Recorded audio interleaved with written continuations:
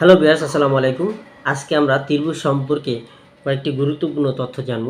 এখানে দেখো আমি একটা ত্রিভুজ নিয়েছি, ত্রিভুজটার নাম হচ্ছে এবিসি। এখন এই ত্রিভুজ সম্পর্কে যে জিনিসটা জানবো সেটা হচ্ছে এইখানে একটা ত্রিভুজ। আমরা জানি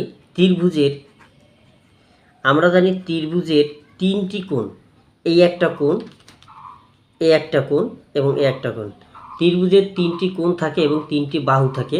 এই তিনটি কোণ আর এই একটা বাহু, এই একটা বাহু আর এই একটা বাহু। তার মানে আমরা বুঝলাম ত্রিভুজের তিনটি বাহু আর তিনটি কোণ থাকে। এখন যে কোনো ত্রিভুজই হোক, আমরা জানি ত্রিভুজ হচ্ছে 6 প্রকার, বাহু ভেদে 3 প্রকার এবং কোণ ভেদে 3 প্রকার।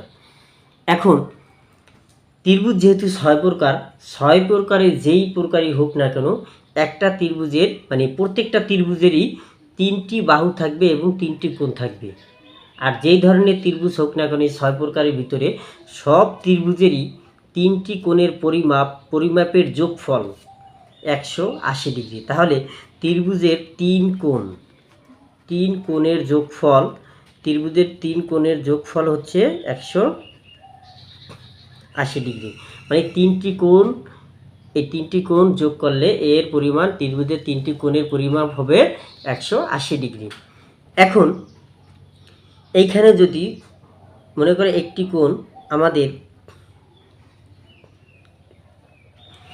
এইখানে একটি কোণ, এইটা মনে করো আছে 70 ডিগ্রি। এখন এইখানে একটা কোণ দেওয়া আছে 70 ডিগ্রি। এখন তো এই দুইটি কোণ দেওয়া নাই, এই দুইটি কোণ কত হবে?